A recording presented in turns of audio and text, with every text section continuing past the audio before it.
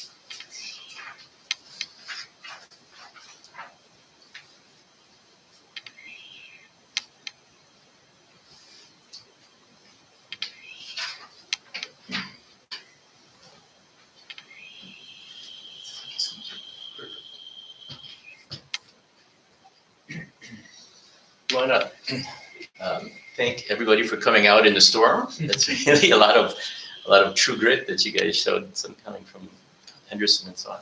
We're really happy to have somebody you might have seen on YouTube. Swami Medhanandaji, of course, is a monastic monk of the Ramakrishna order. He's just come from India, spending some time there, and actually came from America. Then we transplanted him to India and came back again.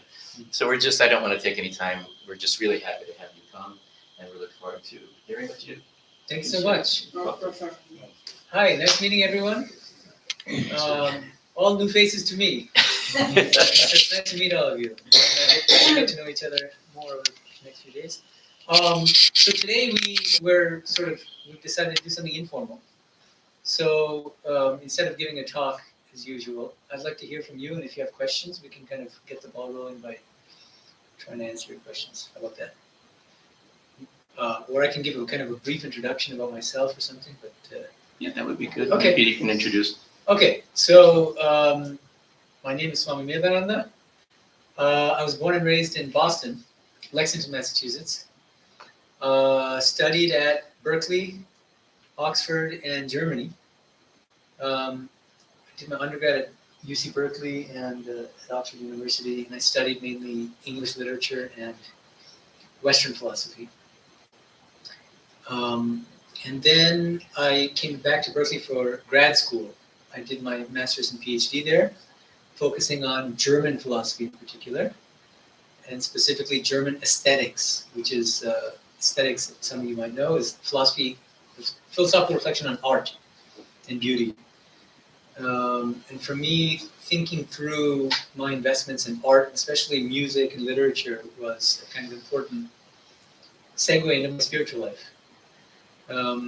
And during my PhD, I learned Sanskrit as well, apart from learning German. And I spent a year in Germany as a Fulbright scholar in Berlin, Humboldt University in Berlin. Right after I came back from Germany, I studied Sanskrit for 2 years at Berkeley, the last 2 years of my PhD program. And because I knew I wanted to be a monk. And then I received initiation from revered Swami Swahanandaji Maharaj. Some of you may have met him or known him. And he had wanted me to join in Hollywood, but I had my heart set on joining in India. I wanted to be a monk in India, even though I was born and raised here. Or maybe especially because I was born and raised here. I said, this is no place for a monk. So but he kind of, because he just became my guru, I felt obliged to accept what he said. And so for a very brief period, I can't remember the exact time frame, but it might have been 12 hours, it may have been 24 or 48 hours, but it was a very brief time period where I had agreed initially to join in Hollywood, and then I thought, wait a minute, this is not a good idea. Even that was an interesting story, how I changed my mind about it. Shortly after I had agreed to join in Hollywood, he was very excited, so he sent a form to Biluma in India, saying, we've got a new brahmachari, just got his PhD and is ready to join. And in the meantime, I was feeling uneasy about it. So I was sitting in the Hollywood temple, thinking and not feeling good about that decision, praying. And then I came out of the temple. There are some benches outside of the temple. Some of you who have visited the Hollywood temple will know that.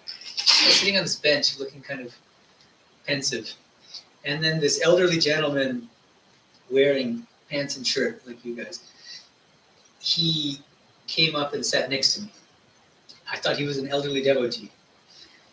And he asked me very kindly, he said, "It looks like something is on your mind." And I told him everything, thinking he was a devotee. And then he said, "Oh, let me tell you about my own joining story." And a joining story? He is Sarvadevanandaji, assistant minister at the time. Now he's the head of Hollywood. That's funny. But because at that time, I guess he did not always wear geruva. Geruva is ochre robe, this color. So I thought he was a devotee, but it turned out he was a very senior monk. And then I said, "Well, what do you suggest that I do?" And he gave me very simple but very powerful advice. He said, "You should follow your heart." And so that gave me the courage to go back to Swahanandaji, and I told him, "Well, my heart is set up, being monk in India. And I'd like your blessings." I'm just paraphrasing, I don't remember exactly what he said. And to my surprise, he was not at all upset or anything. He was actually very supportive. His real concern was that because I was born and raised here, it might be difficult for me to adjust in India. It's for anyone who knows, anyone who's lived in India knows it, especially with your children or something. When you bring your children back to India, even for a month, they'll complain about 100 things, they'll get sick 7 times. And so that was what he was concerned about, more the practical logistics of living in India. But I accepted everything as an austerity, as a tapasya. I had that mindset that I just need to be a monk in India. And he said, "Yes, I understand. You want your freedom." And this is Swahanandaji again. And he didn't just support me. He went out of his way to help me.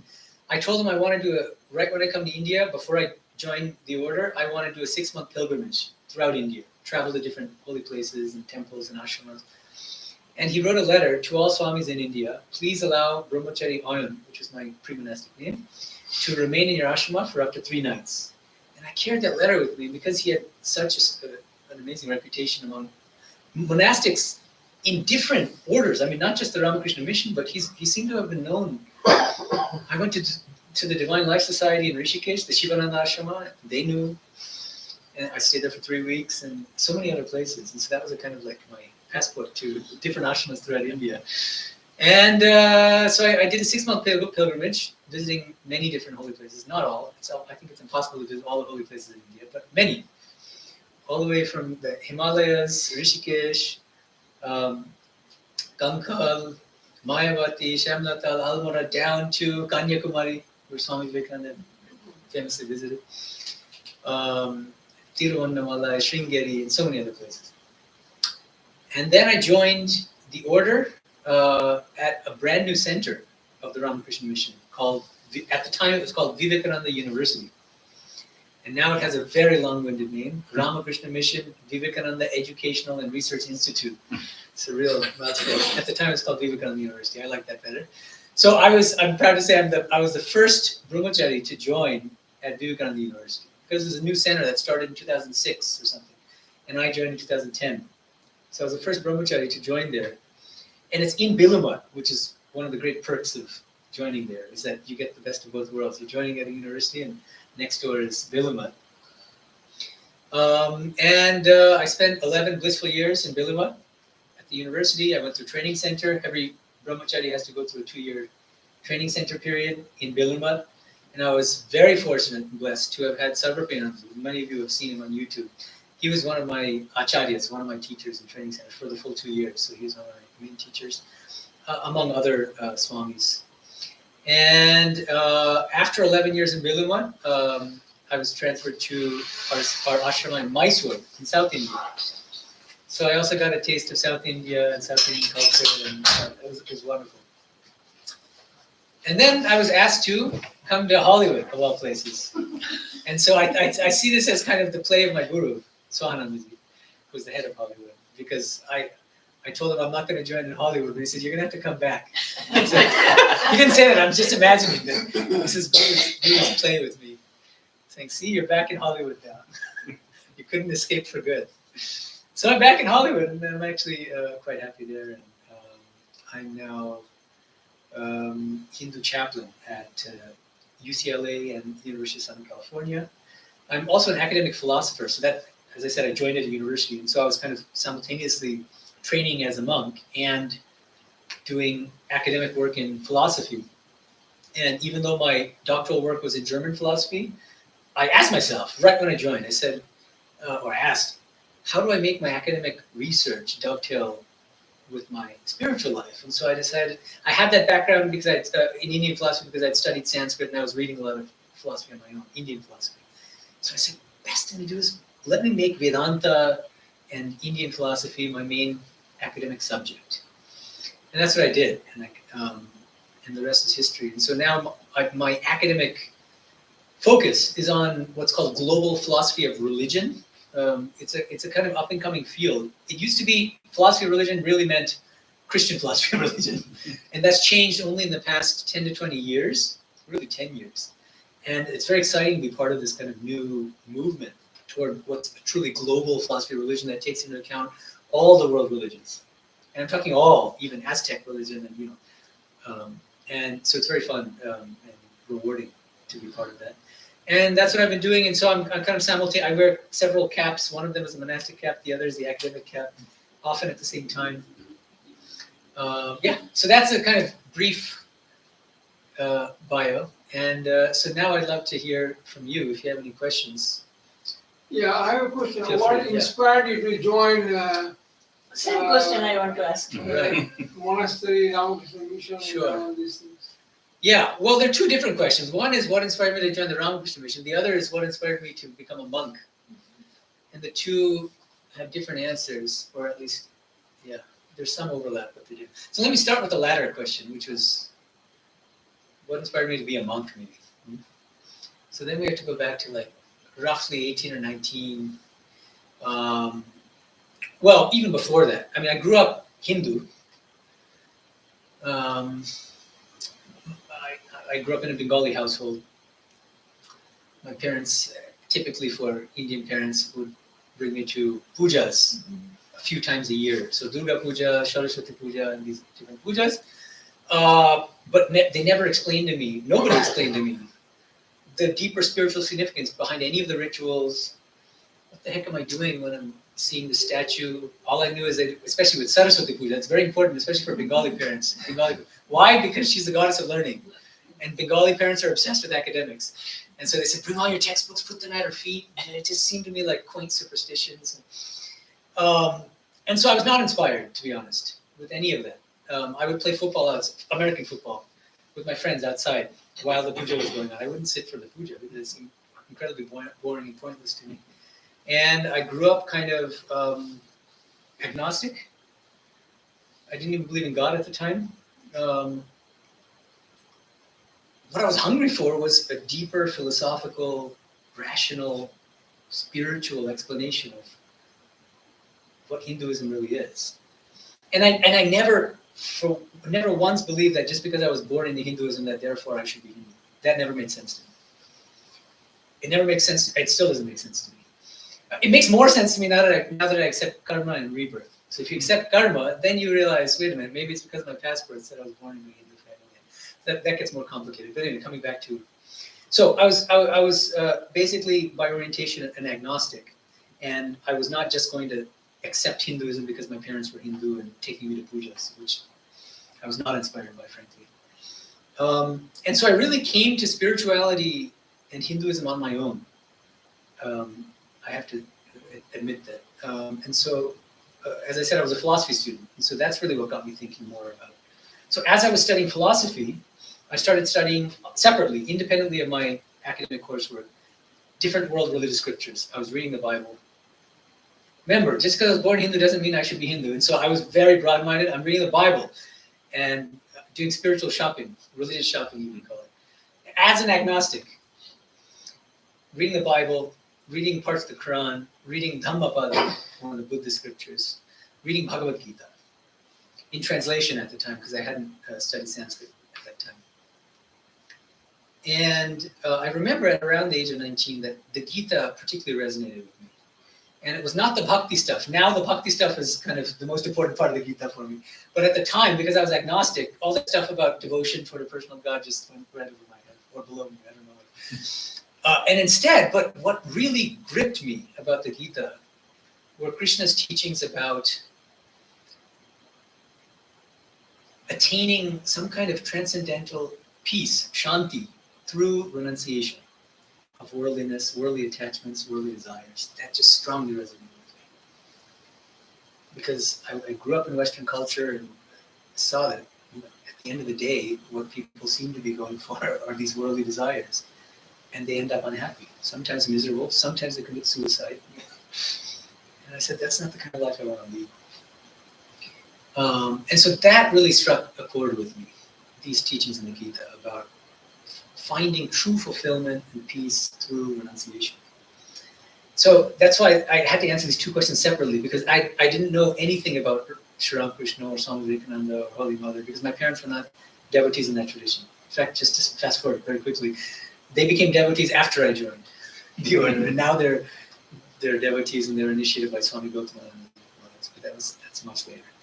So, okay, now coming back. Oh yeah, so I read Gita. That was my first real deeper understanding of Hinduism. I said, wait a minute, it's not just about waving lamps. Not that there's anything wrong with waving lamps, but you need to know the spiritual significance behind all the rituals. Otherwise, it's just kind of mechanical and superstitious. So one of the things I'm thinking of, I'm tempted, and I think I will do this, but I'm waiting for the right opportunity and time. I want to give a lecture. It'll be a polemical lecture called The Tale of Two Hinduisms. And I was thinking, I'm going to Boston soon, so I was thinking of giving that lecture in Boston and just dropping a bomb on the Boston Bengali community, especially, saying that you're raising your kids wrong. You need to emphasize the spiritual dimension and core of Hinduism rather than just the rituals, because that's not going to inspire any of your children. You know? And in this generation, we think too critically. We're in a post-enlightenment age now, and you can't just tell your kids to swallow this ritual and that ritual. That's not at all inspiring to most people, I would say, in our generation. And so what I would do in that kind of lecture is distinguish between spiritual Hinduism and cultural Hinduism. And what I find is that a lot of people who call themselves Hindu are really fundamentally culturally Hindu and not necessarily spiritually Hindu. And what that means is going through the motions of going to the different pujas, eating nice Indian food, congregating with other Indians, often dating and marrying other Indians. But Hinduism doesn't really seem, for a lot of people, doesn't go beyond that. It's like going to church just for socializing, but it's the Hindu equivalent of that. It's comfort food for them to sit in front of an idol and then have khichdi afterwards. But there's no deeper spiritual meaning behind it. There's no sense that one is a spiritual aspirant, a sadhaka or sadhika, with the aim of enlightenment, realizing God. It's more about socializing and more about cultural events and feeling at home somewhere. And so that's what I call cultural Hinduism, as opposed to spiritual Hinduism, which is really about, first and foremost, my identity is as a spiritual aspirant. And Hinduism, to me, is a spiritual technology for realizing God, for attaining enlightenment, illumination. And Hinduism teaches me the basic yogas, the 4 yogas that I might or might not talk about at the Hindu Jain temple on Sunday, depending on the status of the storm. Thank you.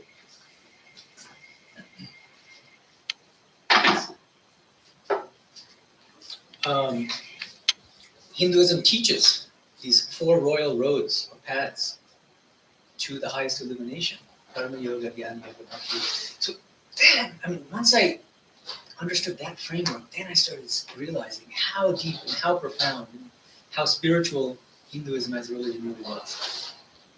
No Hindu in my Boston Bengali community where I grew up could explain that to me. Not one.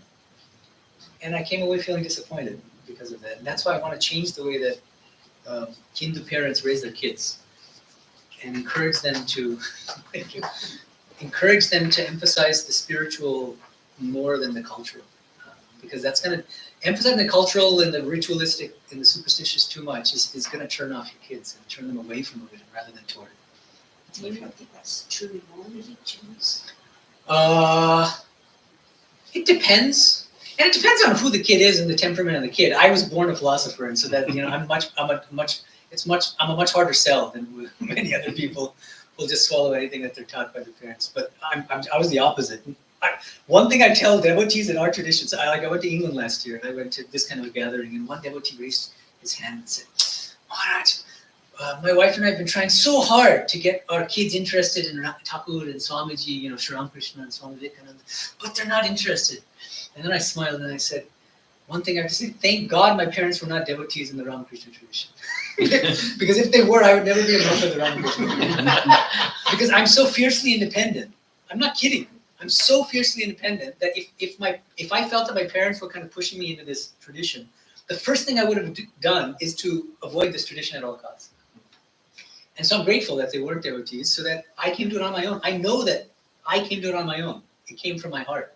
It came from my own deep reflection and spiritual yearning, and not because my parents are kind of pushing me into it, or to impress my parents or make them feel happy. Sorry, maybe I lost my thread. But so that answers kind of the first question. What inspired me to become a monk? And then the second question, and then the first question was how did I ultimately come to this particular tradition within Hinduism, Ramakrishna Vivekananda tradition? I've already partially answered it, but one part of it is that I was a very critical thinker. I've always been, I still am, and a philosopher, and I was an agnostic. And the first book, as far as I remember, that I read in our tradition was Swami Vivekananda's Raja Yoga. And from page 1, it gripped me. Because I don't know how many of you have read Raja Yoga. Have any of you read Raja Yoga? Yeah. Those of you, if you remember, just right off the bat, Swami Vivekananda begins by addressing the skeptical and rational Western mind. He understood it better than anyone at the time, it seems to me. He was this profoundly rational Hindu thinker, and he made spirituality and Hinduism plausible to me. Not just palatable, but plausible and attractive to me as a rational, skeptical thinker. And so that book I really credit for really drawing me toward this tradition. And then the rest is history. After I read that, I felt that I had to read more of him. And so I ordered the whole 9-volume complete works from India. And the cost of shipping was more than the books themselves. And as a PhD student... Huh? This was back in 2000... I don't know. I bought it when it was $100 rupees. Yeah, it's very cheap. Yeah. So this is like 2005, 2006. Yeah, his birthday, during his birthday, it was all his, all his writings were published and offered, I think, 100 rupees or something. 100 rupees, 100 rupees. Yeah, it's very cheap. Yeah.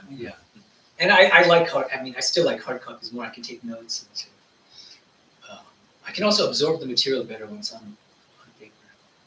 And so, as a PhD student, I read the whole 9 volumes in a very brief period of time.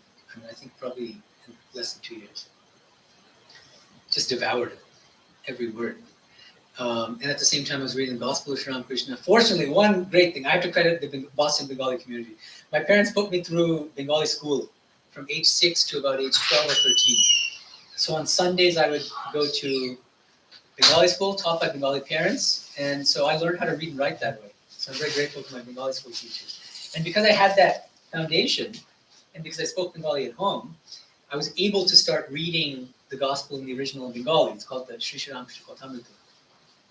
And then when I moved to Billermut and I stayed there for 11 years, I really worked hard on improving my Bengali and reading Kathamrita every day, the Bengali Gospel every day, and improve my Bengali. And so that's one wonderful thing that I got out of growing up in Boston in that community. So it wasn't all bad. So now I was very skeptical, agnostic, and I found that this spiritual tradition, I loved the rational aspect of Swami Vivekananda's teachings. I also loved the broadness and the liberality. Because one of the big difficulties for me was, if religion is true, then there's a question of which religion is true. There's so many out there, and as I told you already, just because I was born into a Hindu family doesn't mean I should accept Hinduism, because to me, that always struck me as irrational and idiotic. And so I had to decide. I was faced with this, an array of religious options. And Buddhism is an option, Hinduism is another option, Christianity is another option, Islam, Judaism, all these things. Which one should I accept? If any of them are true. Even that. Another possibility is agnosticism. I never believed in atheism because that seemed to me equally dogmatic as superstitious religion, because there's no proof that God doesn't exist. So agnosticism was a more rational position to me. And one of the things that I found very powerful in our tradition was both Sri Ramakrishna and Swami Vivekananda gave a rational explanation of how different religions can be equally valid and true paths leading to the same goal of spiritual illumination and liberation. And it just made sense to me. And so that was another major factor in my coming to this tradition. And then thirdly, it was Swami Vivekananda's and Sri Ramakrishna's emphasis on renunciation. Because I had these monastic leanings, and I felt that, and I was looking at different traditions and different orders, and I felt that other traditions might be more obsessed with vegetarianism than about real renunciation, which is renunciation of lust and greed. And I felt that the spiritual priorities in our tradition were right on. And so, yeah, this is a kind of a very brief answer to your question about what drew me to this tradition in particular. So it's a combination of the rationality of our tradition, the liberality and broadness that is kind of all-encompassing and that embraces all the world religions, all the different traditions within Hinduism, and not in that condescending way that some traditions have of saying, well, I can give you one example. The official Catholic position, for instance, is Catholicism is the highest. It's the sun. And the Pope actually uses this metaphor. Not the current Pope, but the author of Nostra Aetate in the 60s. And he says, other religions may contain a ray of that same truth, which in its fullness is only in Catholicism. Something along the very cagey language. So, yeah, okay, so it's possible that other religions have some truth in it, but that truth doesn't hold a candle to the truth of Catholicism. So not like that, but full-blooded embrace of all the different world's religious paths. That I found very strongly in our tradition, in the Ramakrishna tradition. And that third emphasis on renunciation. Renunciation, renunciation, renunciation. Now spirituality is wildly popular throughout the world. Yoga, apps, mindfulness apps, meditation apps, this and that, retreats. People are spending good money to go to retreats so that they can throw away their phones for a few days. And Yeah. everything's great. I think it's all good. But one thing I see not emphasized nearly as much as it should be is renunciation. Because it's a mood kill. It's a buzz kill. It turns people away. But it's at the core of all genuine spiritual practice. And dispassion. That is, I mean, renunciation is dispassion. Dispassion. It is dispassion. There actually, I was just talking to a devotee in Hollywood about this. She made this interesting point. She said, dispassion seems so like, when we're taught to be dispassionate, it seems like, well, we should go through the motions of raising our kids and doing our jobs, but without that feeling or motivation. But she said then I thought about it. What I realized is that's I think a misleading translation of the Sanskrit word vairagya. Vairagya. Raga means, it can mean passion, but I think it's better to translate raga as attachment. Emotional attachment. So that I think a better translation of vairagya is detachment. Non-attachment or detachment. And if you treat it that way, if you translate vairagya in that way, it's not biased toward the monastic life or the life of renunciation. Any householder should be equally detached in the same way. So Sri Ramakrishna used to say, you should be like a lotus leaf or like a mudfish. The fish isn't affected by the mud, right? So in the same way, don't be affected by the mud of this world. Be in the world, but not of it. Gita uses the beautiful metaphor of a lotus leaf. Sort of on the surface of the water, but not being affected by it, not being sullied by the water, not being wet by it. And so detachment, I think, is a better way of thinking about it. Some of our monks, we make a joke about how yoga is taught in the West. Some of you are familiar with Ashtanga yoga, the 8-limbed yoga taught by Patanjali. The first 2 limbs are yama and niyama. They're ethical practices, renunciation, truthfulness, celibacy, all these things. And so in the West, usually yoga is taught as Shashtanga yoga. It's a six-limbed yoga. Just drop the pesky yama and niyama and have the rest. Downward dog and upward dog and a million other things. But no. The renunciation, no, that's not us. So, but the same thing is happening with Advaita. It's the loftiest teachings about I am that and I am Brahman, I am consciousness, self-inquiry, minus renunciation. And so people are just skipping steps in spiritual life and think that they're already qualified to do these super high-level Advaitic practices while still going on in their daily lives the way they've been doing before. And I think it can only lead to hypocrisy or ruin in spiritual life, in my opinion. Swamiji, I have always been fascinated with religions, all of them. So I studied in depth Judaism, Christianity, and Islam. And I found them to be more of historical records rather than the spiritual teachings. There is a little bit of the spiritual teachings, but they're mostly historical records, as well as they teach like everyday ways of living, how to live healthy, prosperously. And when I came across the Vedas, I realized these are true spiritual teachings. However, one thing I noticed, how it's often treated by Indians is they're so here and now. The teachings are very much present to us to elevate our consciousness, but yet a lot of the traditions or the way they're being presented and taught kind of put humans down here, the teachings up here, you're never going to get up here. And when I hear you talk about it, I hear you say, we're going to bring this down here, ready for consumption. That's nice. Yeah, I think one thing that I should have mentioned but didn't is that another thing that really attracted me to Vedanta was its emphasis not on necessarily on faith. Faith is a starting point, but it's not the end goal on the spiritual journey. The end goal is realization, direct experience. And one thing that I would just add as a kind of qualification of what you're saying, after studying Vedanta, I was able to appreciate the spiritual core of all religions. True. And I don't think it's fair to say that Christianity, Judaism, and Islam are more kind of talking about day-to-day stuff. And there's a profound spiritual core to all of these global religious traditions.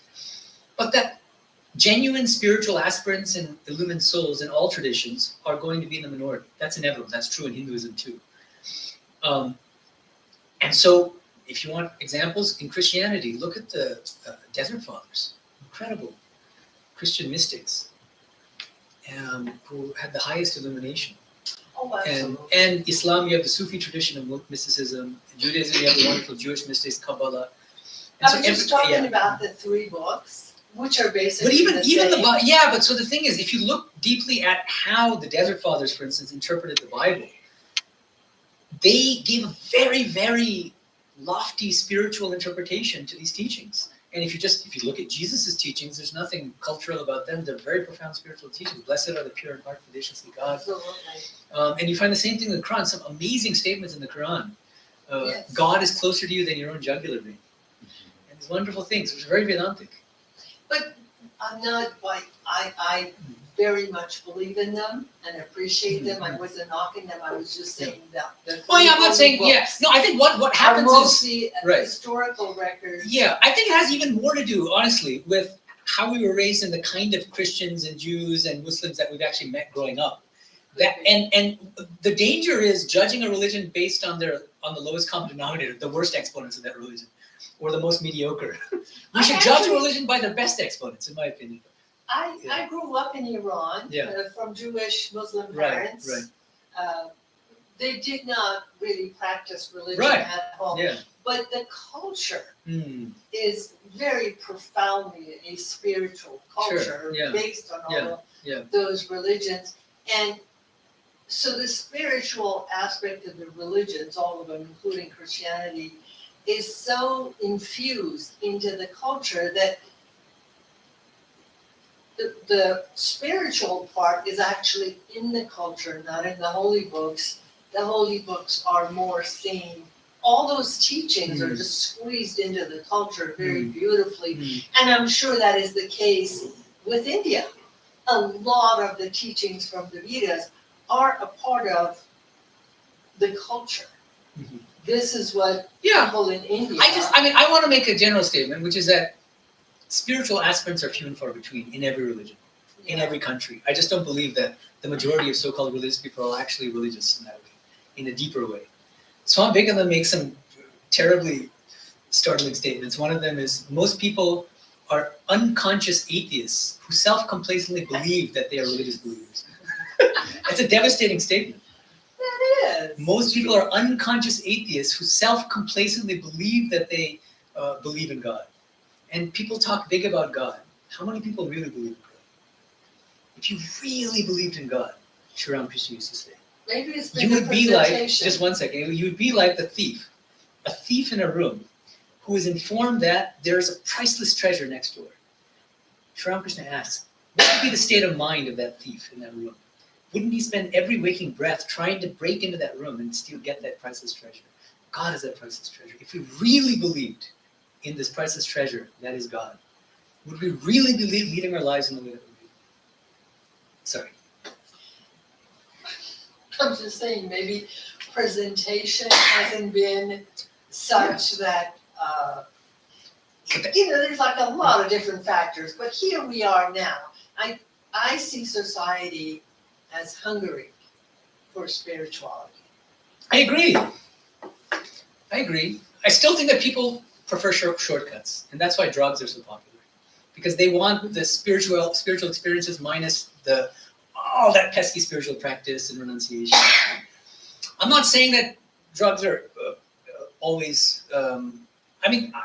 Our line is, and I stand by it fully, is that it's possible that through drugs you can have some kind of spiritual experience, but it's never good to surrender your agency and control to a substance.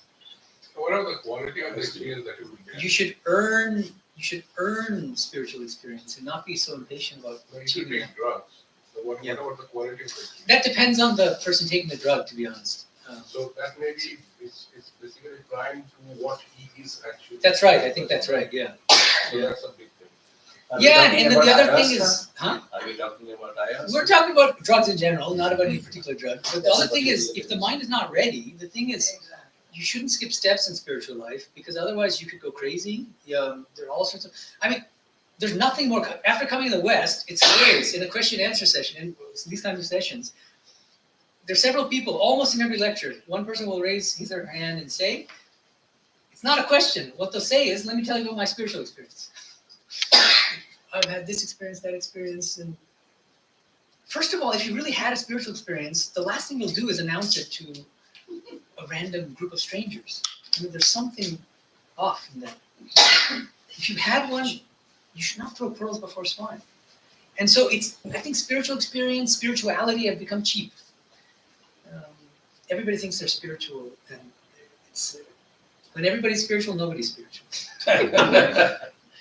No, I wanted to talk about these things. Right? We talk about liberation, enlightenment, mukti. What we say, mukti. Nobody has gone there and said that I am mukt. Nobody has No, said but that. so many people are claiming that they've already attained. That claiming for me, Yeah. it's a speculative thing. Yeah. If I think this is a speculative, say I am enlightened because I am Yeah. sitting on this 3 years Yeah. and 3 times whatever it is, right? Mhm. In your experience, what is that enlightened? It is a mere word, or I can see it as a thing. Hey, I got it. Well, I think it all depends on the life of the person making the claim. Look at how that person lives. Forget about all of it. If that person I want to lives know like about your experience. Oh, I'm not going to talk about. Even if I've had any, I would never. Yeah. Okay, then You won't- answer you one won't- thing. You won't because- catch me that easily. Yeah. Answer one After just saying, don't throw pearls before swine. Now what am I gonna do? I was thinking that. Not that you're swine. Everybody's swine. Everybody but your guru and God are swine. So What that's does why. your name mean, and why was that chosen for you?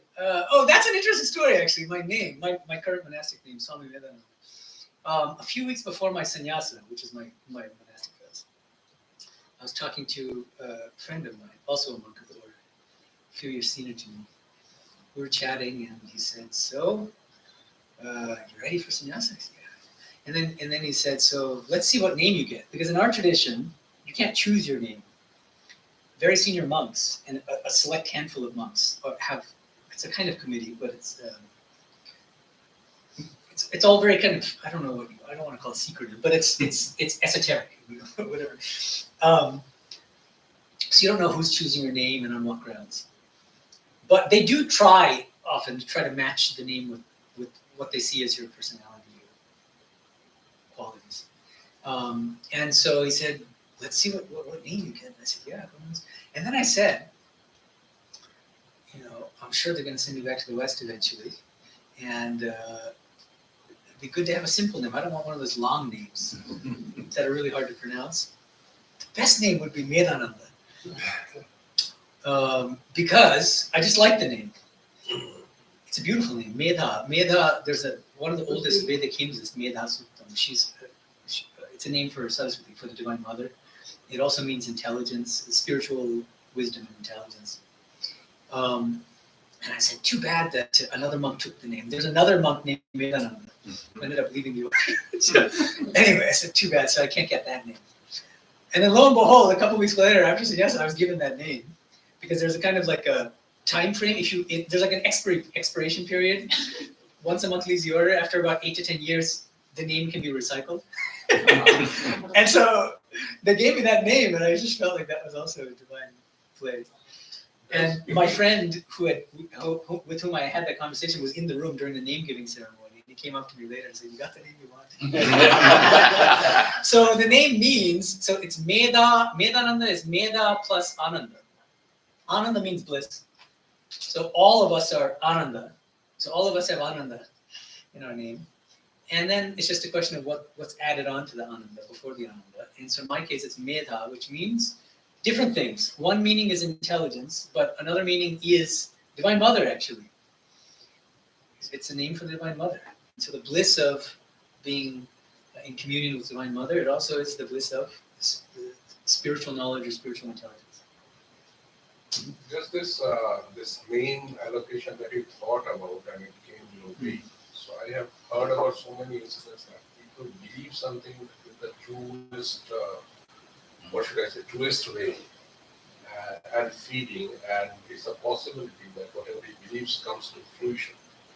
So is it that belief is one of a language, a very profound language that we, in our subconscious level, talk to the God or universe, and that communication, if that is clear enough, then you are able to establish a direct communication with the higher reality. Maybe. I think the more advanced you are in spiritual life, the truer what you're saying becomes. But I was a nobody in Steel and so that was, I don't know what it was, but I see it as divine play rather than anything that came from my being or any kind of spiritual Just divine play, a way of manifestation of our belief system. Of the what system? Belief system, whatever we believe properly. Yeah, but I still, it's not like everybody gets what they want, right? That would be too That's easy. depends on the quality of your belief and how Yeah. you are, based on the yama, niyama. Yeah. I don't think that I was particularly spiritually involved in that. So Maybe that name was already chosen for you and you were tuned in and so you desired. Lord knows. Lord knows what it is. I'm not going to speculate any further about it. But it happened. I'm giving you the facts, and then we can interpret them how we want. Yeah. And I certainly don't want you to think that I had any kind of spiritual attainment power that led that to happen. I like that. Because you have studied in Germany, there is some philosophical, home kind of world. If you can comment about, because that are major world, I think I am. I think, therefore, I am. That was a French philosopher, Descartes. Descartes philosophy. So I think, because it's the start of everything. So if you can comment in your experience, because I'm talking about experience, not philosophical books, right? In your experience, how does it mean to you? What does that mean? What does it mean to you? I'm still working on it. I haven't realized Brahman. You are giving smart answers. I like it. So, one thing I'll say is, Sadrapanji likes to talk about how Descartes was onto something very profound, but that a a more accurate statement would be not I think therefore I am, but I'm conscious therefore I am. Because you can be conscious without thinking, but that consciousness is the more fundamental thing. It's because each of us is conscious, even in dream, that we can doubt everything. We can doubt this entire world. Descartes said, how do I know that I'm sitting by a fireplace and philosophizing, but how do I know that an evil demon hasn't just conjured up this whole thing? I could be in the Matrix. That's what we would say in the modern terms. Descartes was way back. So he had not the Matrix, but an evil demon conjuring up. How do I know? The one thing I cannot doubt is I am conscious. And so that becomes the basis that becomes the hook, the anchor in spiritual practice. That's the one thing you can hold on to and then kind of go deeper and deeper. That was Ramana Maharshi's recommendation. That's what he called self-inquiry. And if you go deep enough, you end up realizing that you are non-dual pure consciousness. So that's the path of Advaita Vedanta. So that profound consciousness is consigned in our mind, or what is happening here? I didn't follow the question. So that is the consciousness that I am thinking I am, because I am thinking I have head. Say, for example, I am subconscious, or I am insane, for example. I cannot think that I am. So what is happening? What is there in it? I mean, you understand what I mean to say? No, I'm not understanding. Say, for example, I die today. Who will think I am? It's not about other people thinking you are. It's do you know that you are? Yes, so Are you conscious? so Right? if we talk about rebirth, The thing is, even insane people are conscious, right? And they know they're conscious. Because they might be living in a fantasy world, but they're still conscious. It's just like when we're in a dream state, right? And we don't know we're dreaming. We're still fully conscious, even if we're deluded in thinking that the tree and the people that we're seeing are real. Consciousness is something that we cannot ever rationally deny. For ourselves, I can rationally doubt that you are conscious. You guys can all be figments of my imagination. But I can't doubt my own, the fact that I'm conscious. There's an important asymmetry there. So it's all about going inward Yeah, rather than seeking the answers out there. Absolutely, It's inward. Absolutely, yes. And that's true of bhakti as well, devotional traditions. They say the same thing, except what they say is God is within you. The kingdom of heaven is within you, as Jesus said. Are the inanimate things conscious too? Ultimately, I'm about to go to a conference, a consciousness workshop in New York at Mira's College. They're inviting all these big philosophers of consciousness. And the big theme is what's called panpsychism. And it just means that literally everything at some level is consciousness. That doesn't mean everything is conscious. There's a difference here, and it can be misleading. Some people say panpsychism means everything is conscious. It's not quite that, because the moment you say everything is conscious, it means that this table has feelings. Piano has, that's not what's being claimed. But it's what Sri Ramakrishna said when he said that I was doing puja one day. And suddenly, Divine Mother revealed to me that everything is divine consciousness. The puja vessel is divine consciousness. The cat walking in the room, divine consciousness. The door sill, divine consciousness. I myself, divine consciousness. And I couldn't help myself. I started worshiping the cat, worshiping myself. Everything is divine consciousness. That doesn't mean everything is sentient, you see. It doesn't make sense to say that the chair is consciously a chair. But the chair is also divine consciousness. The whole universe. Everything, without exception, is divine consciousness. And that's why tomorrow we're going to talk, if you guys make it through the storm, if there's a storm, the talk, it's going to be a lot of philosophy. Brahma Satyam Jagat Satyam. It's going to be about how I see our tradition as a very, very profound philosophy of Advaita, non-dualism. But it's a different kind of non-dualism from Shankara's school, because it doesn't deny the reality of anything. It accepts everything as part of that same divine consciousness. Everything is divine. Everything is divine consciousness. That's the kind of Advaita that Sri Ramakrishna taught, that Swami taught. God and everything is the title of one of It Swami is one thing to my attention that in the 2022 physics Nobel Prize that was given to three scientists.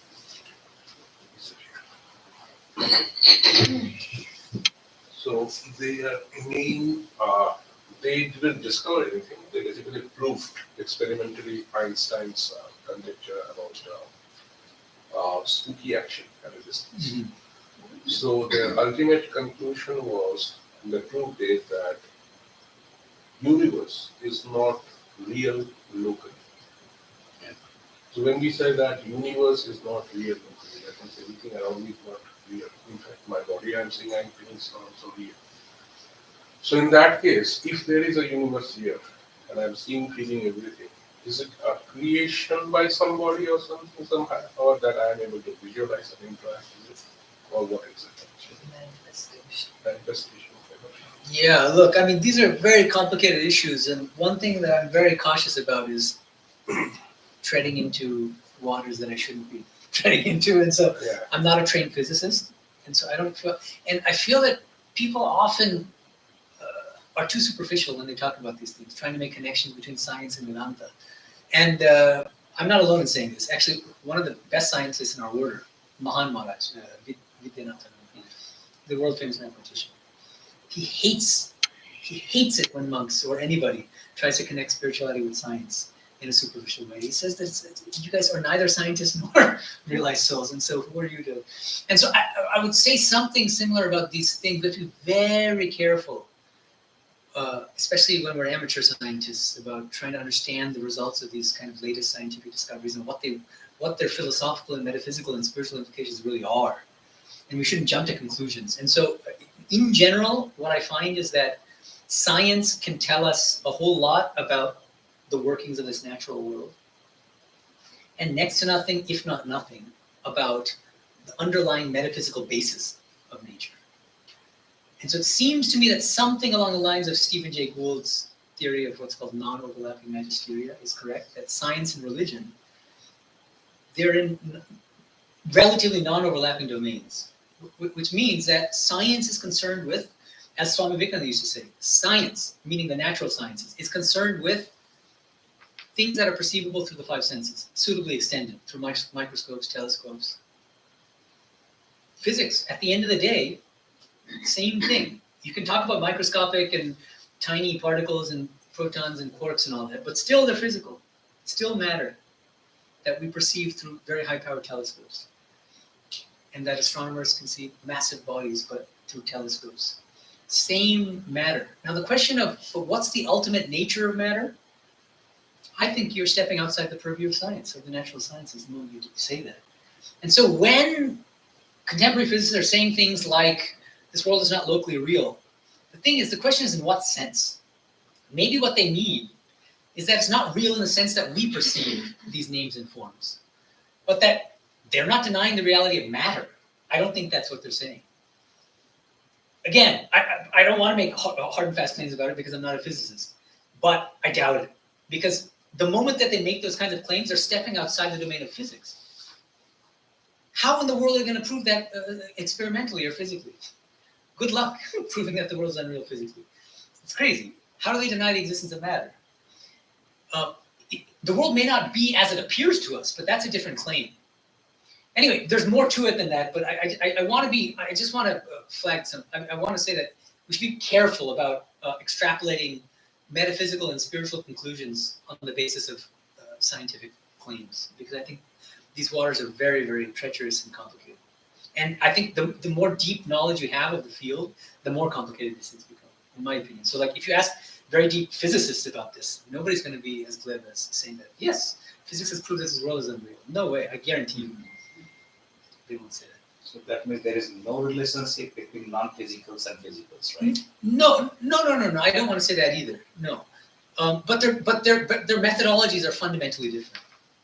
One, the natural sciences investigate external nature, and religion is what Swami Vivekananda used to call an internal science.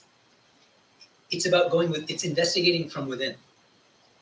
There's a scientist called Nick Bostrom Mhm. from Oxford. Oxford. Yeah.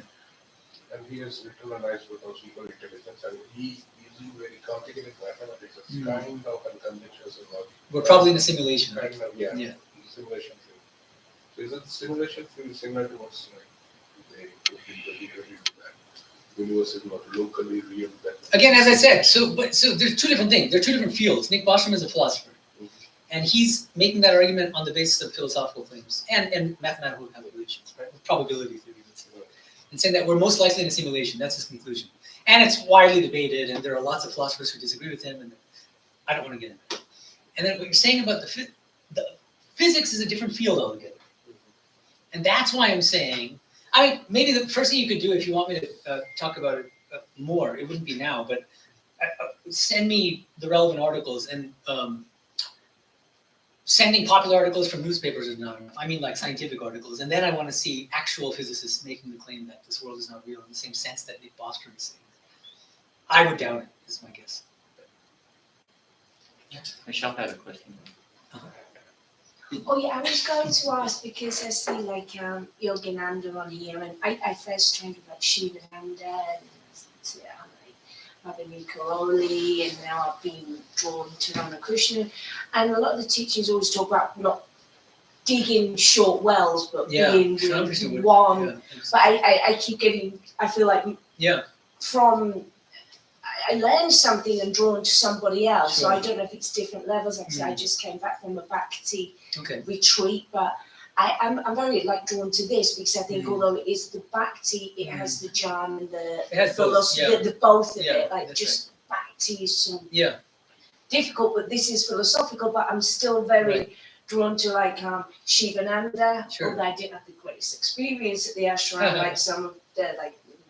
Just be disrespectful, but the monks weren't really living up monks. To the no, they were there hiding from the world. I think as opposed to renouncing. It was like I do it anyway, but I don't want to get into that. But it just there's different like Yoganandas there and these are there, so blending them, but using one in particular, maybe. Do you know like taking different? All I'll say is it's perfectly fine at the beginning of spiritual life. And good, I think, to expose yourself to various spiritual traditions, religions, study various religious scriptures, spiritual texts, go to different gurus and spiritual teachers. All of that's fine. Before you settle, it's like dating before marriage. But eventually, ideally, you should marry, even though maybe that's not the common wisdom these days in the West. But yeah, in spiritual life, you've got to settle down and have one hubby and stick to that hubby for the rest of your life, that spouse. And so at one point, I think if you want to go deep, you have to go deep as a spiritual aspirant eventually. And so the next step in your spiritual journey would need to be picking the tradition that resonates with you the most, which doesn't mean then I'm going to ignore the other traditions. No, but that's the kind of bringing physics into it. The nucleus is my home tradition. My home spiritual tradition, around which the electrons and protons of Christianity and Islam, or whatever it is in your case, will revolve, which means I can learn from all spiritual traditions, but while remaining firmly anchored in my own. Because the danger of, if you're not firmly anchored in one, as the one, you become a spiritual dilettante, spiritual shopper, Amazon, I want this and that, and you end up with a bunch of stuff that you don't use. So in Hindu tradition, consciousness, the absolute consciousness, has a big role. Everything is a manifestation of the consciousness. But I don't really hear much about mind. In Buddhism, for instance, the mind is the creative machinery for the manifest world. And I have asked several people about, is there a role for mind in Vedanta or Hindu traditions? Do you know what I'm talking about? Consciousness being the absolute, the is, mind forever changing, volatile, the manifester. Okay, can you frame it as a question? As a question, like I haven't come across conversations about mind in Hinduism. Is there? There are many. Yeah, of course. Okay. It's in the Gita. It's in the Upanishads. It's in all the philosophical texts. And it refers to it as mind. Manas is the Sanskrit term. Manas. And then a broader term for mind in Sanskrit is antakarana, which includes not just the conscious mind, but the unconscious, it's called chitta, and ahankara, which means the I sense. And so anyway, so yeah, there's very elaborate discussion. So the different levels of mind are also manas. Yeah, so the thing is, in Hinduism in general, Okay, mind is considered insentient, which is very startling to the Western mind. right. mind. Yeah, I mean, to be told that our minds are as insentient as this table Right. is a weird thing, but that every Hindu school, every tradition believes that. They say that what's really conscious is not the mind, but the deeper eternal soul or Atman illuminating the mind and making it seem as if the mind is conscious. But it's actually the light of the Atman that makes. The consciousness. Yeah, exactly. And so the mind is not conscious, it's not Very sentient. good. Yeah. Okay, thank you. Yeah, sure. The reason I ask that is when I speak with Hindu teachers, sometimes when I'm referring to mind, then they take it back to the absolute Consciousness, yeah. But it's not the same. It's not the same, but nobody says it's the same. I mean, as I said, they make a hard split between the mind, which is this insentient, it's jada, Right. it's insentient, and It's consciousness. like the which is- machine. It's the machine. It's just as, yeah, it's a mechanism. It's a subtle form of matter. It's rather than a gross form, this is a gross form of matter, the Yes, table, or the exactly. laptop. The mind is a subtle form of the same matter. Thank you. Sure. Anyone else? Interesting questions, wide ranging. Yeah. So you're about to revolutionize the teachings of Vedanta, it sounds like. Oh, I I'm don't know so about that. excited. I'm so excited. We let There's it a be, revolution coming.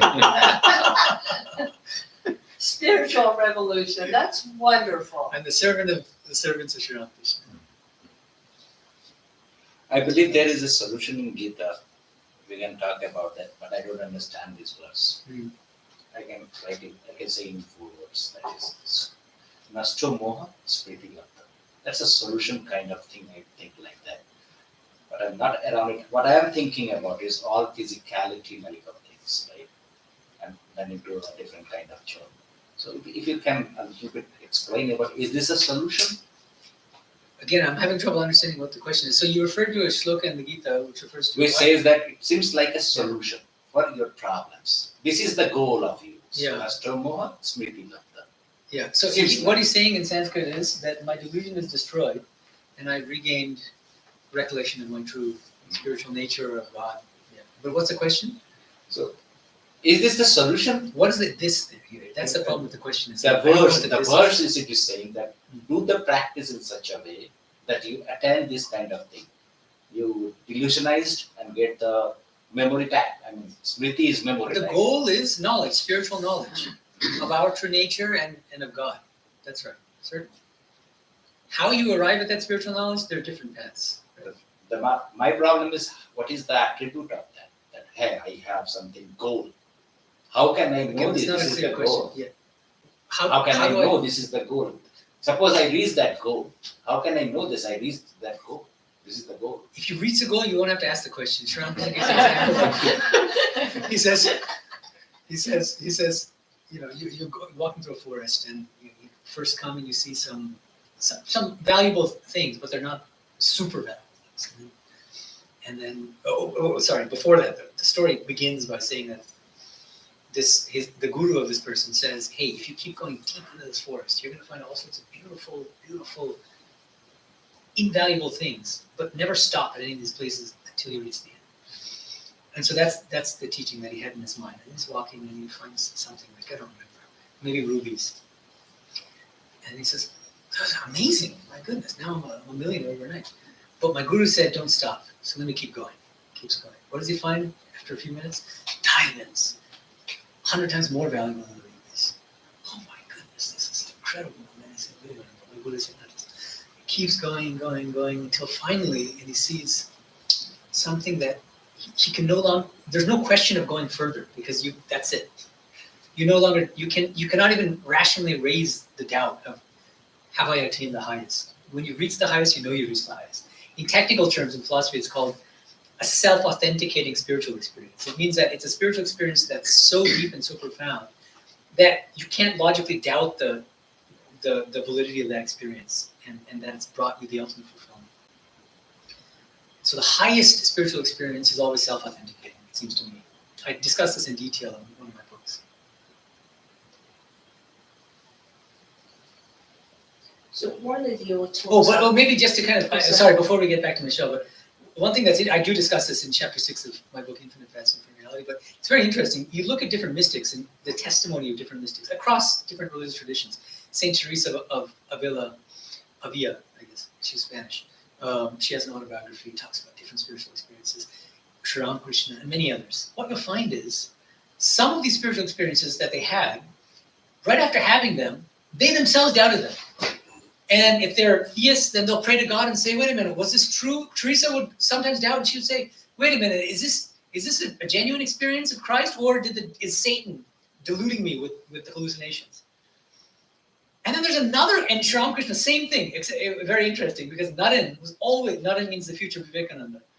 He was like me, a rational agnostic, studying Western philosophy at Scottish Church College in Kolkata. So doubting everything, doubting Sri Ramakrishna at every step.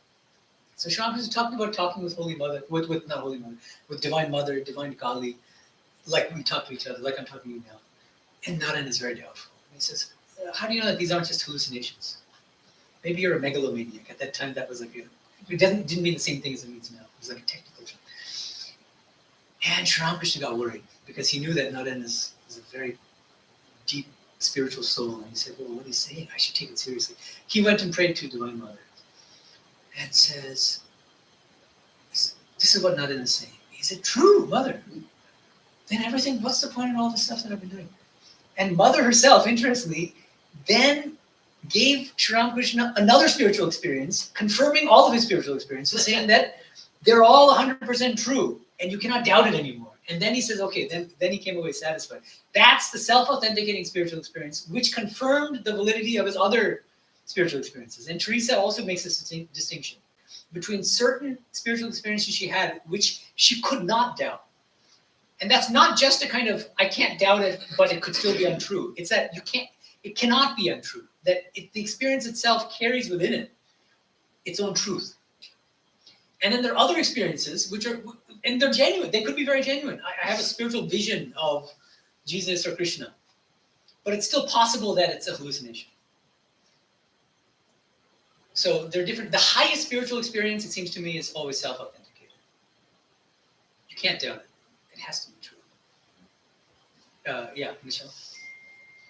So just going with what you were saying there then, so like when you said earlier, we shouldn't speak of any experience. So you have to be at a level to speak of some experience, because these people, look at Yogananda's book as well, and I'm reading the gospel, if they and Jesus, if they weren't speaking of their experiences, there'd be nothing for us That's to right. I'm not saying don't go on. Speak to your you know guru. what I mean? Yeah. Speak to your guru and speak to God. If you need to speak to anybody about your spiritual experiences, speak to these two, God or guru.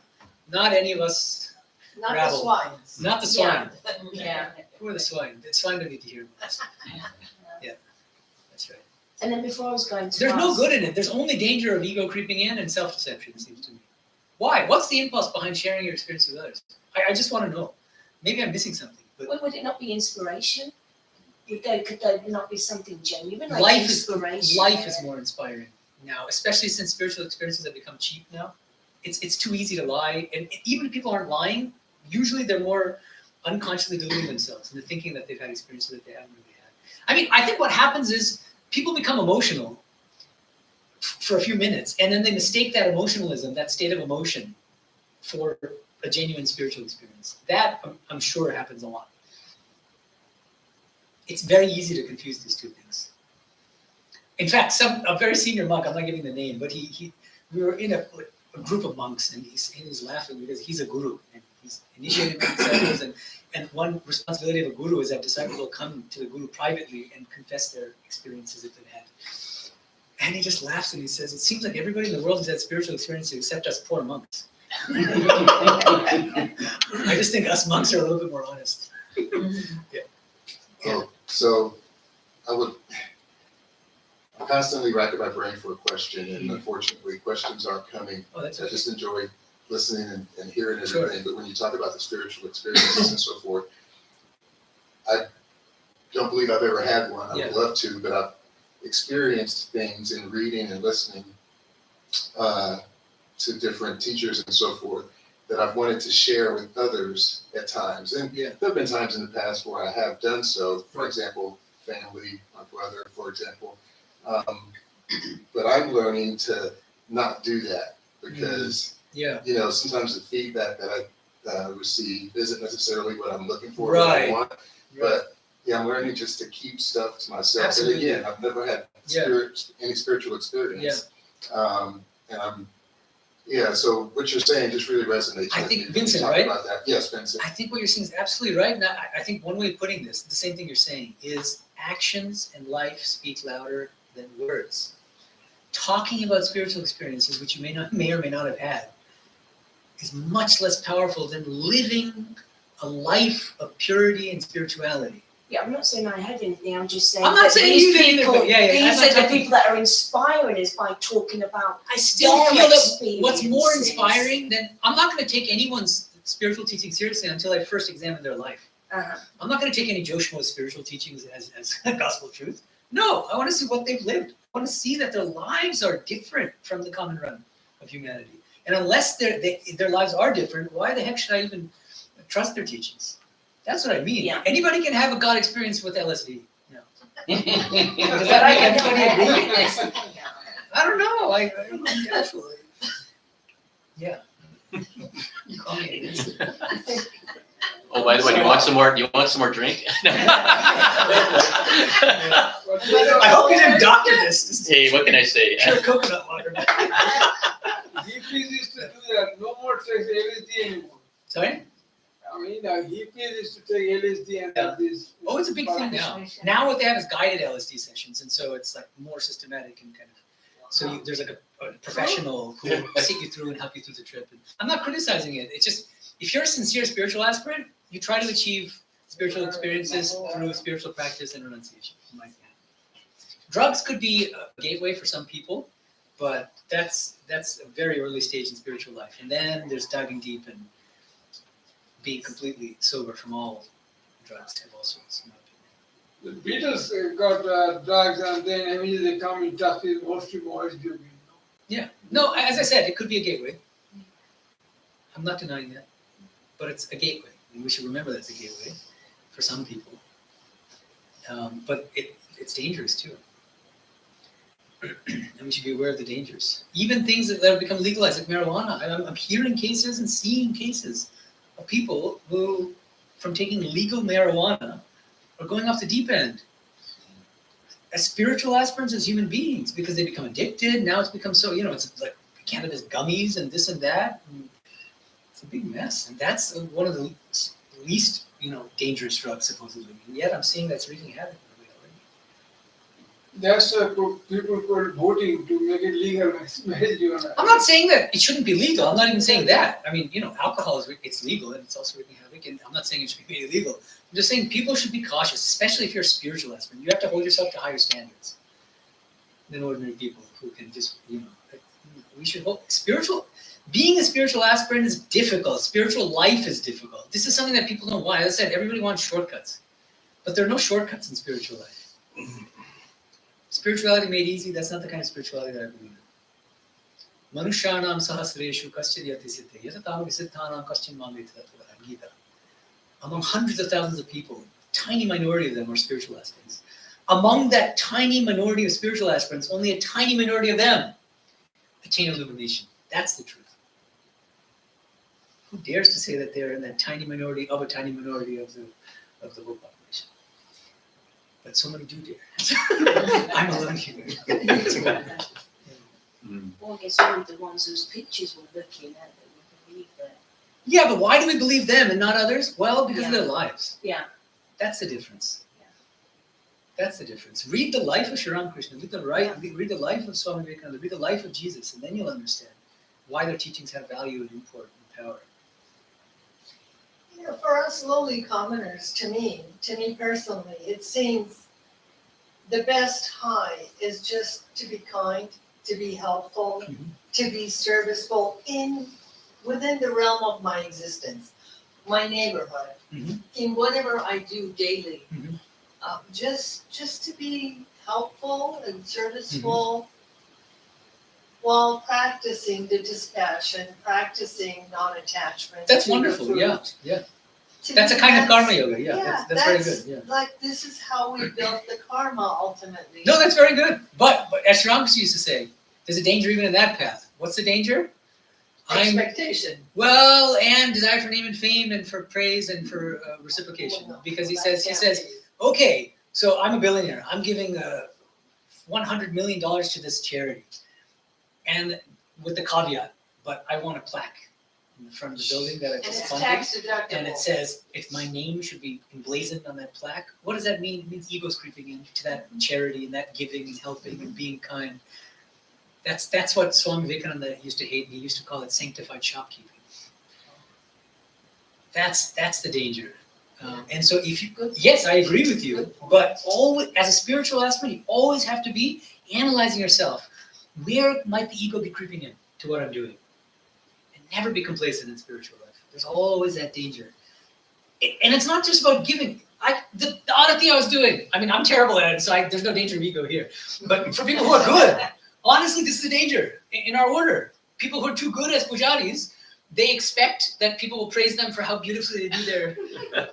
They'll expect that devotees will give them pranami. Pranami means money. Great danger. Even doing something as quote unquote spiritual as puja, japa, another hilarious thing.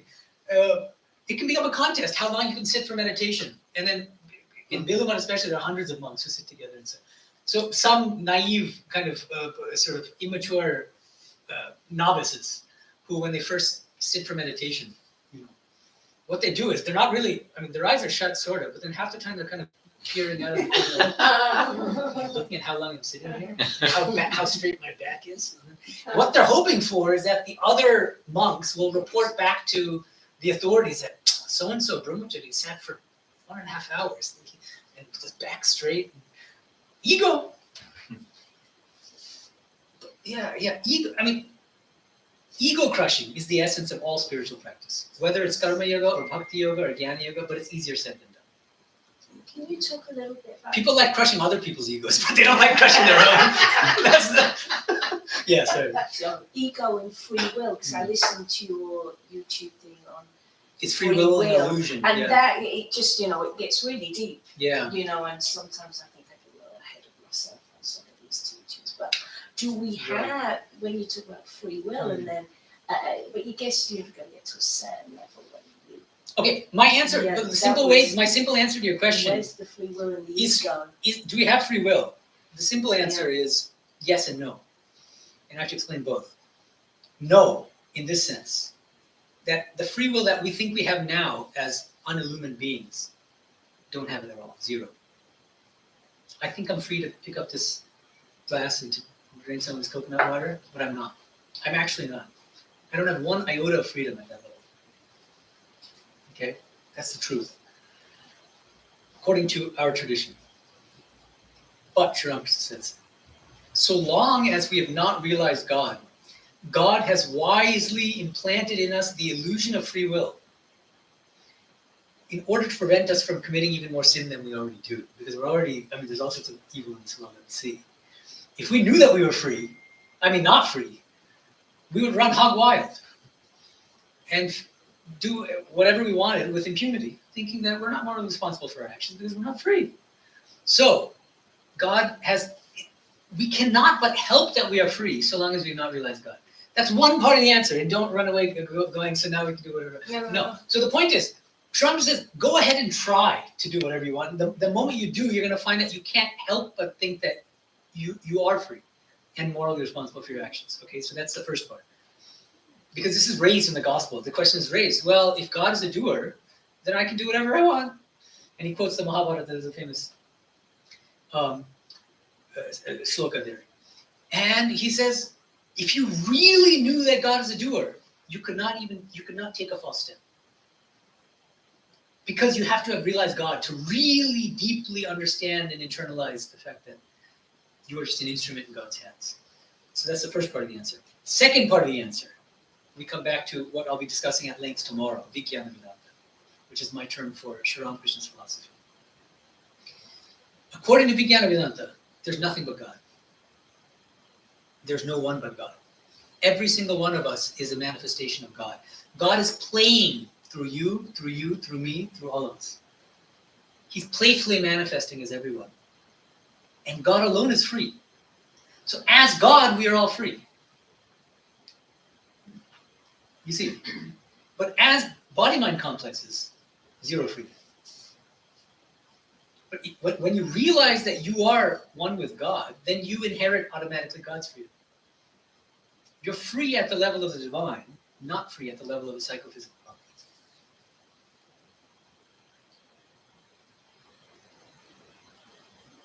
Beautiful.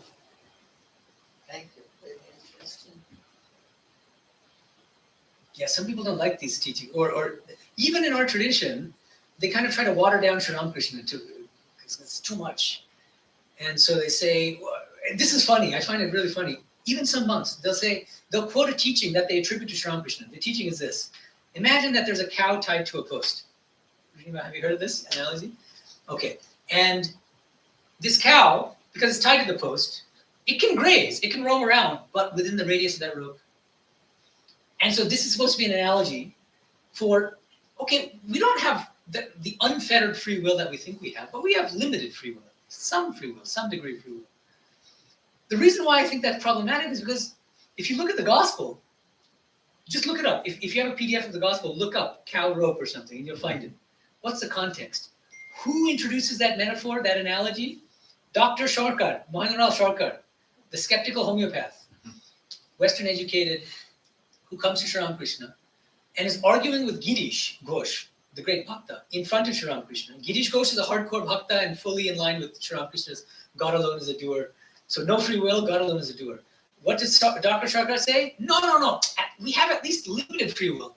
Take the example of a cow. And he gives the example of the cow. Sri Ramakrishna is listening. Sri Ramakrishna asks Dr. Sharkar, hey, where did you hear this analogy? Is it from some Western textbook? Who says that? Which means that's not his own analogy. And then he refutes that position and he says, once one has realized God, one realizes one has not one iota of free will. Forget about this cow and rope. Zero free will at the level of body. 100% freedom as God. Then in That makes sense. Oh, okay. And I in convinced the that physicist case- here. Okay. Otherwise, you will bring pandemonium on us. Yeah, right. But then in that case, we see judgment is futile. Everything is perfectly fine the way it Just a little is. happy. It's just a play of God, and we hold no grudges, no condemnations against anybody. No.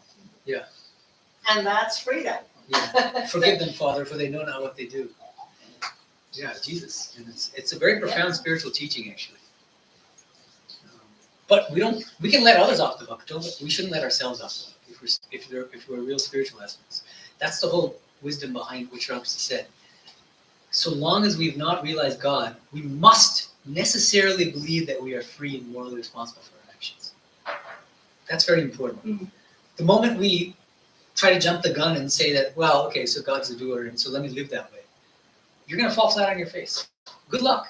Get up. The moment I get off this chair, again, I feel that I'm freely getting off the chair, and then I contradict my own belief that God is a doer.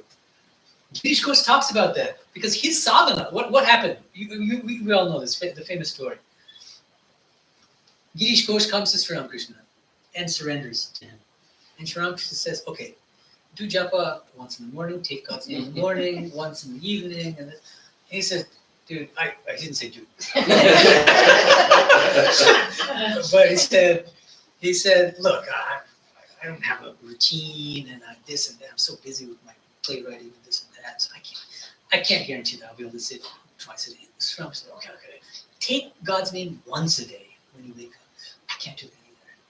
And then Sri Ramakrishna said, fine. He says, all right. Give me your power of attorney. Surrender completely to me and I will take care of your spiritual life.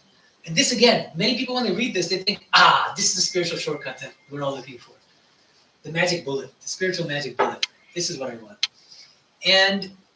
But the fact is, so then what happened? Girish Ghosh does that years later in Biluma, when he comes to visit his brother disciples, the monks in Biluma, the great direct disciples of Sri Ramakrishna. They asked him about his spiritual practice and about his times with Sri Ramakrishna, and he said, when I first surrendered to Sri Ramakrishna, I thought that was the magic bullet, that's it, I wouldn't have to do anything. I'm only beginning to realize how difficult the spiritual practice of surrender really is. He says, now when I lift up my arm, I feel that it's taku, meaning Sri Ramakrishna, lifting up my arm, that I'm not the one lifting it. But that's through intense spiritual practice. So surrender itself is an achievement. That's not something that we, just from bowing down physically, that's not, I mean, that's the first step. That's good. I'm not saying not to. But the deeper surrender is the inner surrender. That's the deeper spiritual meaning behind the word Islam. It means surrender in this deep sense. Complete self-abnegation. Total surrender to God, to the divine.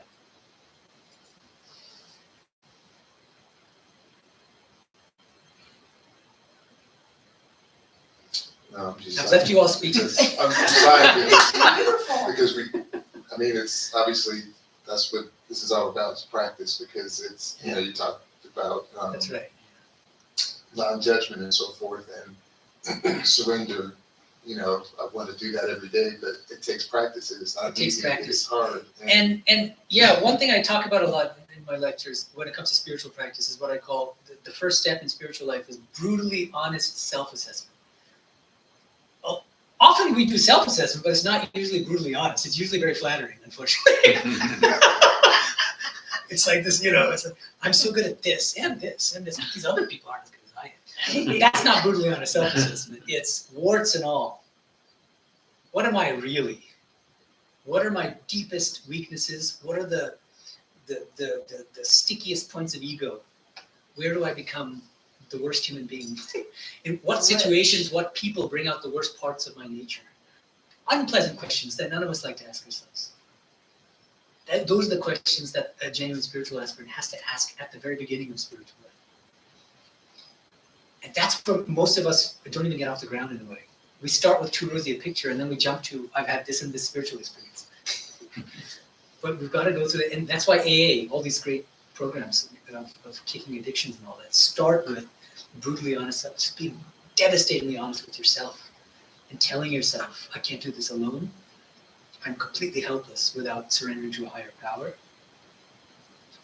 Who am I? So that's it. Thinking nothing of yourself is the first step in spiritual life. Just being brutally honest. I'm a good driver, and I try my best.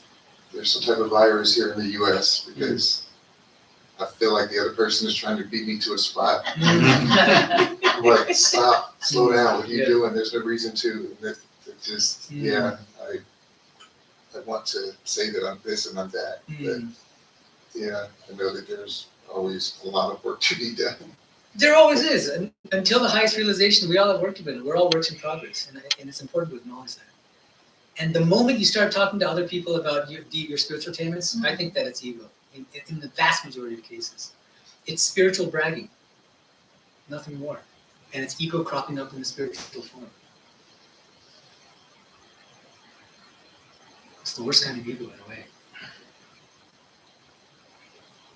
To see the other people that way, I would assume. I know that you mentioned watch and look at different people, and their lives are the testament, as you said. That's it. That's it. Yeah. The proof is in the pudding. The pudding is life. How are you living your life? And if you're as ordinary as us, I'm not going to trust your teachings.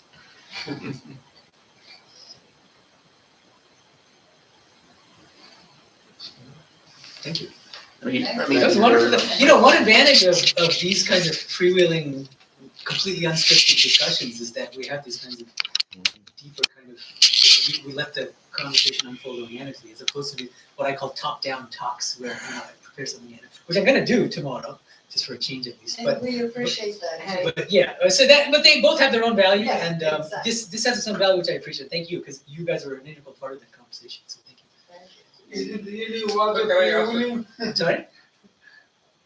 Was it really freewheeling, you know? I felt that it was free. We went ranged from spooky particles in physics to free will and Judaism and a million things. And so let's end with a mantra. Can I ask one last Yeah. very dumb question? Okay, it's probably not going to be done, but go ahead.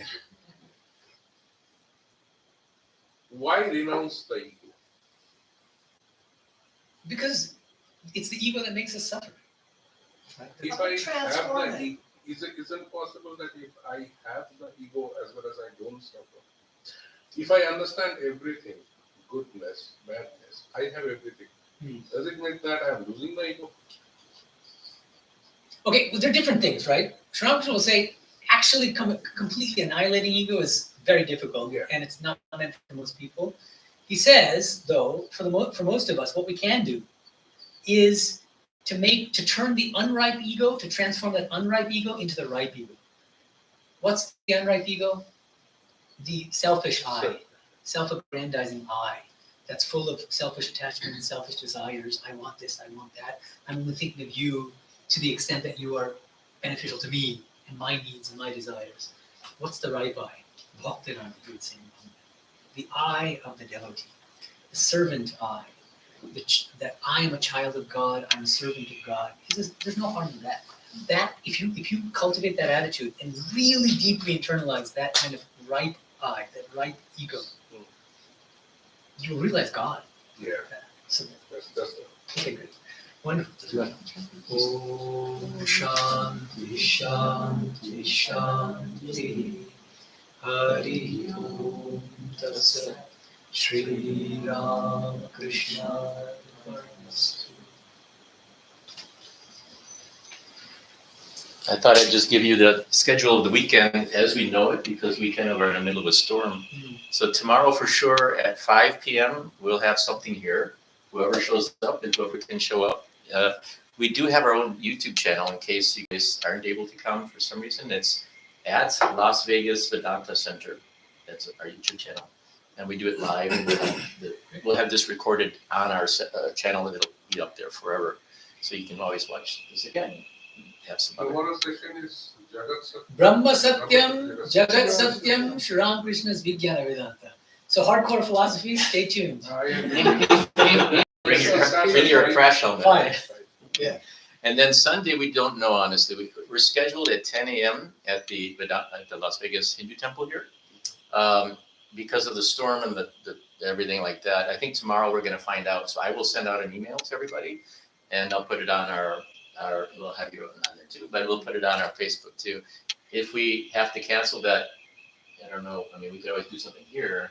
Yeah, that's a good idea. Yeah. And we can come back to the paradigm of kind of something less structured, and I mean, we'll see. We'll see. Or we can I can do the talk if you want. Whatever, I'm open. Actually, a couple of people are supposed to come to temple, so I have to tell them not to go to the temple, come here. But we haven't We don't decided. know yet. The temple hasn't decided. I'll yet. know about tomorrow at noon. I talked to Paresh today. They're gonna, because they have this canteen food tomorrow, Sunday too, that they're gonna sell food.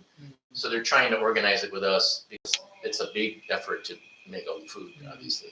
So we'll know by noon, and then I'll send it out to everybody. Okay. And you can always call me if you want to know tomorrow afternoon, or if you have any questions. Just call my number.